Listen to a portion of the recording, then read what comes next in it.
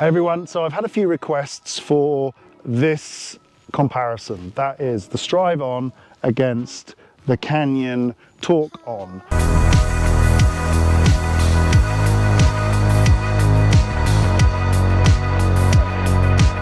Now this is the aluminium Torque. They still make it. It's their entry-level version. There's also a carbon version, which I have tried, but I'm not going to be comparing that. Rides almost the same as the carbon version with a few minor differences, but geometry-wise, it feels the same. Basically, you're a gravity-orientated bike against your enduro gravity-orientated bike. But this is a concept you've asked for, so I'm doing it now. So let's talk about climbing with the Torque. The geometry is, you know, it's good enough for the climb, but it's more of a shuttle type climb. Put it in the highest power mode that you need, and you just, to make the battery fits your ride pattern, and you just ride uphill. Technical climbs like this bit here, you've got to pick your line because the bottom bracket's quite low and you have a higher risk of pedal strikes. The only thing I will say is that the maneuverability uphill, if you wheelie round corners, pick it up and pop it, and the same with the Bosch motor. Okay, so we've switched to the Strive On up the hill. This bike with a 29er wheel, better over the technical stuff. Also, the motor is pushing faster, getting you over the technical stuff more easily. Yes, there's another thing. So I got hung up on a rock there, and with this motor, pushes you over that hang up, doesn't seem to cause a problem. The Shimano motor doesn't have that immediate snappy Bosch. The Bosch definitely pushes harder up the hill, but the Shimano doesn't feel bad. It feels kind of smoother almost, or it feels natural. Yeah, Bosch has the extended boost around corners. You don't really need to, because this bike is not as long. Upright riding position, you have more of an upright riding position. The power feels more efficient. The seat tube is further forward. So this run is the Torque On, 180 mils of travel on the front, 170 on the back. Put a coil on it because I wanted it more aggressive. 27.5 inch wheels, front and rear. Shimano motor. Stop. The back's distorted. Right, it's things like that heavy jump there. This thing just eats it up, especially with the spring. It's very dusty and rocky here. Figuring out, see the drops, you've got loads of bottom out resistance. It just feels really nice. It feels longer, but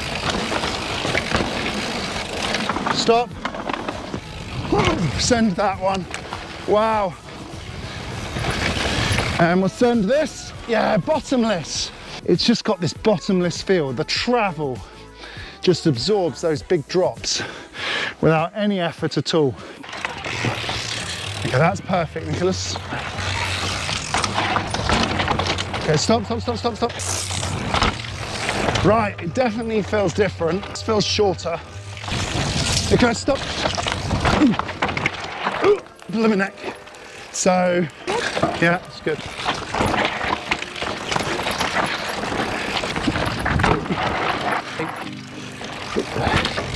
Definitely more maneuverable up through the stuff. Ooh, you can pop this more easily. Ooh, so that's not as snappy as bottomless as the Torque, but yeah, it's an interesting go, even though the suspension setting is correct, yes. My sag is correct, you still go, it feels a little bit more harsher, but that's to be expected because the Torque On is more of a downhill park bike. Let's go and ride it again a couple of times and we'll go back and have a conclusion at the car park. These two bikes are different. Let's start off there. This is definitely a speed machine. Canyon Torque On, it's all about send it. You get to a jump and you go off the jump faster than you approached it, and the landing is faster and it's very smooth. This is the aluminium version with a 27.5 inch on the front. The carbon 129er is very similar in this. This one feels a little bit more maneuverable on the front with the 27.5, which I like. Although this is in the bottom of the range of the Torque, it's a very good bike. Maneuverability down the hill, this bike is longer, so the cornering feels smoother, but at the same time, a little slower, less snappy. The actual ride feel though with this 180, 170, it feels like it can absorb anything. We move on to the Canyon Strive-On, another amazing bike. This is definitely an enduro race bike. Uphill, the body position on this bike compared to the Torc-On feels way more upright. Your hips feel pushed further forward. Your tummy feels pressed further in. Your shoulders a little further back. At the same time, you feel like in a bit more of an attack position. The geometry on this, which is different, and the more vertical seat post, they're a little bit more raked forward. So this thing for climbing is brilliant. With the Bosch motor, all those technical holes and everything, you fly over it. This thing uphill is amazing. The Torc is not designed for going uphill on technical climbs, it's about getting you there. And with the extended boost feeling on the pedal, so you hit the pedals and the bike goes over any kind of rocky surface. It's very, very impressive. The mullet setup on this is probably designed to get you through the holes and make up for the slight loss of straight line stability that you have with the Torc-On. They've got similar forks on them. That's got 180mm, this has got a 170. I can feel that the 180mm makes a difference. But when you come to a jump and you do a jump or you do a drop, the bike doesn't, it maintains speed, so you don't lose any speed off the jump, but you don't gain anything. Whereas with the Torc, you feel like you gain speed. When it comes to the suspension feel on the big drops, this thing works, it catches you, but it's definitely not as bottomless as that. This is tuned the way I like. I've been using the full extent of the travel. Probably needs a little bit more compression. Again, if you're sending, Torc. If you're wanting to maintain speed and then immediately after the drop or the jump, you've got a technical corner, this thing will then win. When you look about compromise, and this is where the Strive-On is so impressive, they've got this amazing ride position and feel uphill.